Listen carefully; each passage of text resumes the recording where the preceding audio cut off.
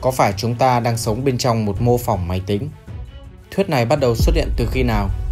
Nó khởi nguồn vào năm 2003 trong một bài báo khoa học nổi tiếng của triết gia Nick Bostrom đến từ Đại học Oxford. Ông cho rằng thực tại của chúng ta chỉ là một mô phỏng trên máy tính của nền văn minh tiên tiến nào đó. Theo Nick Bostrom, có ít nhất một trong 3 mệnh đề sau đây đúng. Các nền văn minh thường tuyệt chủng trước khi có khả năng phát triển được mô phỏng thực tế. Các nền văn minh tiên tiến thường không quan tâm đến việc tạo ra các mô phỏng thực tế. Gần như chắc chắn chúng ta đang sống bên trong một mô phỏng máy tính.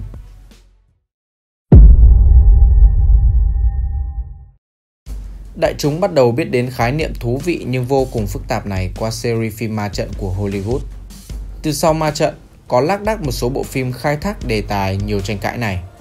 Tiêu biểu là bộ phim Inception, hay tiếng Việt nếu dịch chính xác tuy không bắt tai là khởi niệm hay niệm đầu.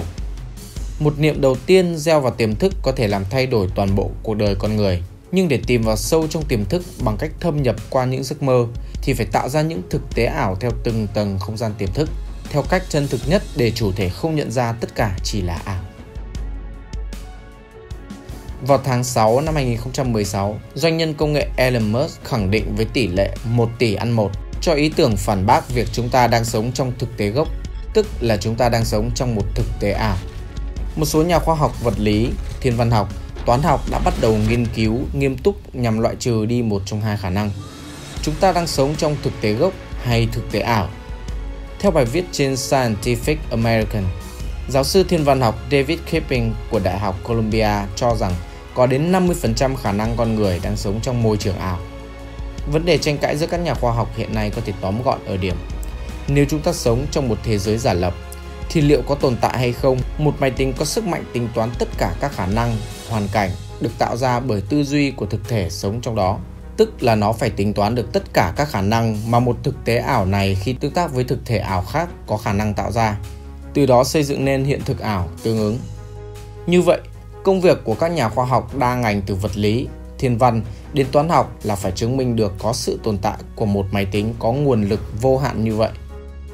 Có thể hình dung đơn giản, nếu tất cả chúng ta đều là những giả lập, thì khi thực thể giả lập A tương tác với thực thể giả lập B, thì tư duy lập trình sẵn của A và B trong quá trình tương tác có thể tạo ra những tình huống nào, thì máy tính chủ đều phải tính toán được hết thảy, tỉ mỉ đến cấp độ còn nhỏ hơn cả nano, từ đó dựng lên các thực tế ảo tinh vi với tốc độ còn nhanh hơn tốc độ ánh sáng.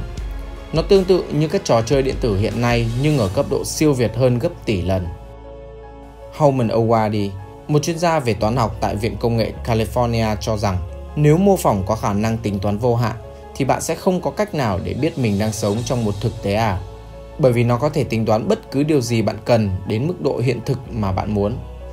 Tóm lại, cho đến giờ này, giả thiết chúng ta đang sống trong một thế giới giả lập có thể ví như đang đi trên một lớp băng mỏng. Vì với công nghệ và trình độ khoa học hiện tại trong các ngành vật lý học lượng tử, điện toán lượng tử và thiên văn đều ủng hộ cho xác suất chúng ta đang sống trong thực tại gốc hơn. Và có một điều thú vị nữa là cách đây hàng ngàn năm, Trang Tử, một triết gia phương Đông cổ đại nổi tiếng đã đề cập tới khái niệm chúng ta là thật hay ảo. Trong một áng văn về giấc mơ bướm của mình, Phật gia cũng đề cập tới đời sống của chúng ta là hư hay thực từ rất lâu. Khác với khoa học phương Tây, chú trọng và chứng minh tính hư thực ở mặt vật chất, phương Đông đề cập tới hư thực ở khía cạnh khuyên con người đừng quá bám chấp vào được mất thực tại ở danh vọng, của cải và tình ái để đạt tới một cuộc sống viên mãn và hạnh phúc. Bám chấp vào những thứ vật chất đó thường khiến tâm tính trở nên đố kỵ, ganh đua tranh đấu, hẹp hòi, sẽ khiến con người không thể nào hạnh phúc. Trăm năm qua đi, những thứ ấy rồi sẽ thành hư vô, cũng không mang được đến những kiếp sống mới theo luật luân hồi. Qua video lần này, các bạn nghĩ chúng ta đang sống trong một thực tế ảo hay chúng ta đang ở một thực tại gốc? Các bạn hãy để lại cảm nghĩ của riêng mình ở dưới phần bình luận. Các bạn đang xem video trên kênh Sinh Lê.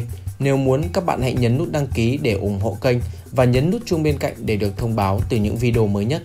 Xin cảm ơn.